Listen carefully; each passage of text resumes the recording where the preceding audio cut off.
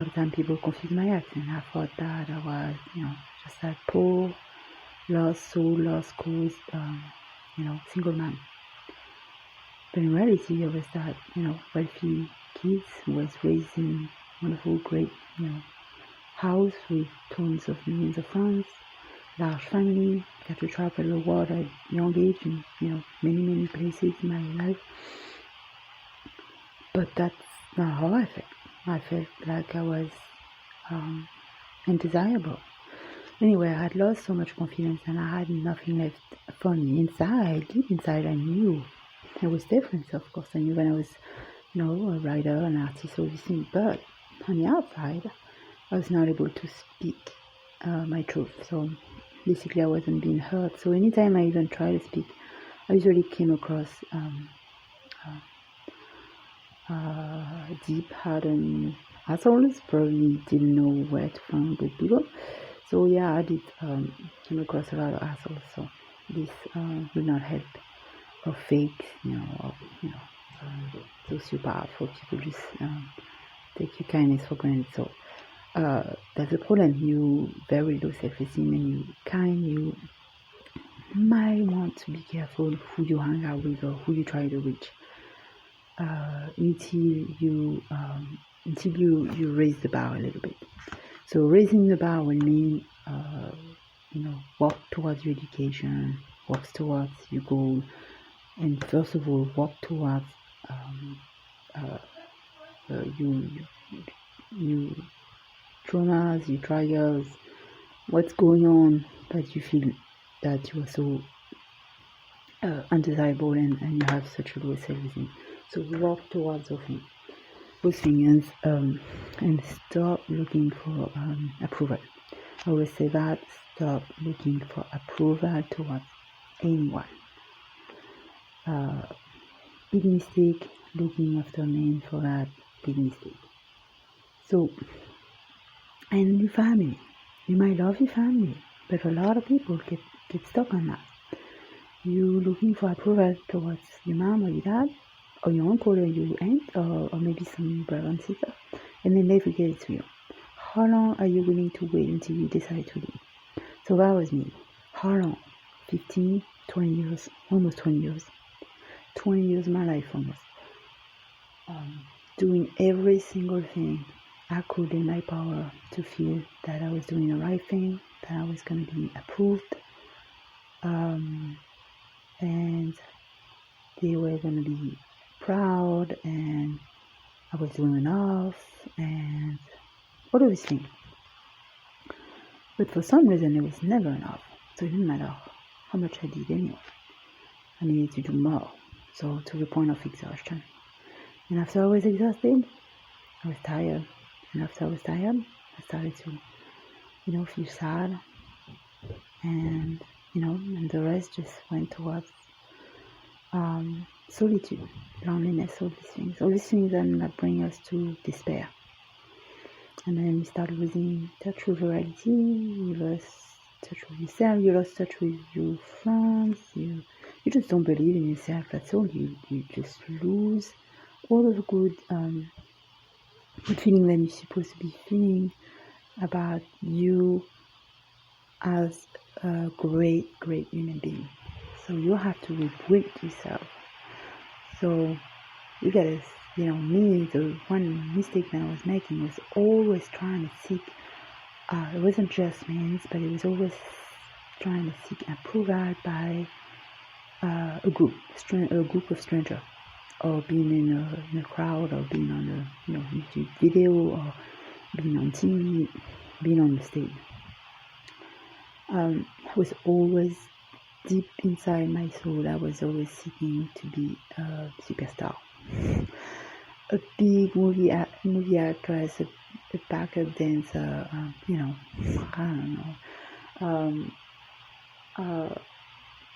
know, dancing behind a rock band, all of these things that I never actually got. I just did audition in the past, and I was always dreaming of something like this, something unattainable. I thought if I get that, I'll be approved by everybody, by the world, and I certainly be happy.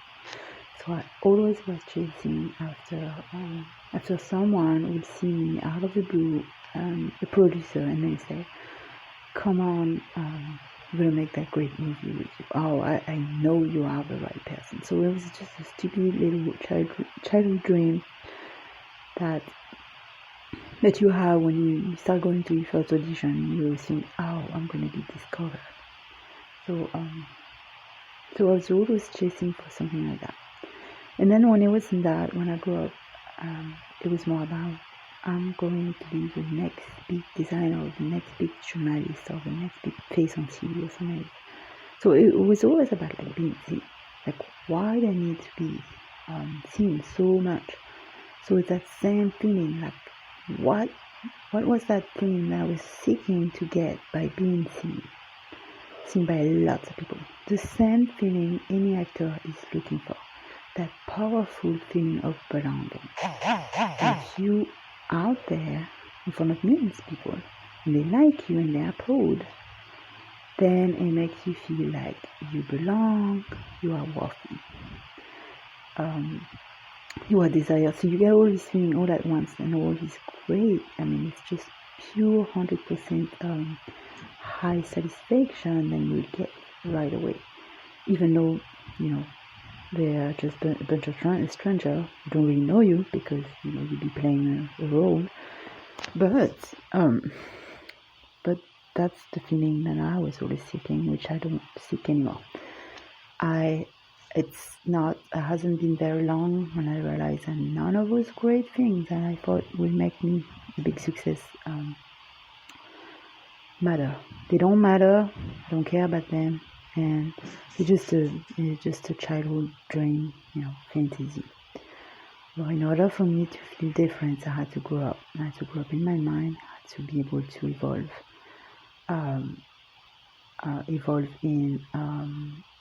in my self-esteem. That's what I mean.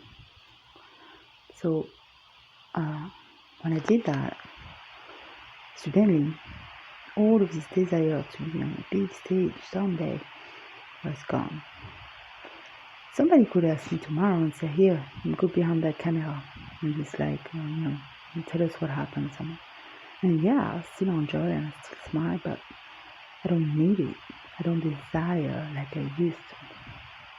So basically, if you are there, girls, boys, you know, men, women, and you're here thinking the exact same thing, you're in that entertainment field and you're like waiting for that call, and you know you don't do anything, almost anything to be on stage, that really makes you pray for a lot of people, because a lot of people know that, and when they know that, they know how to play with your feeling, they know how to manipulate you. So it's, you know, there's a lot of things that you can spend lots of years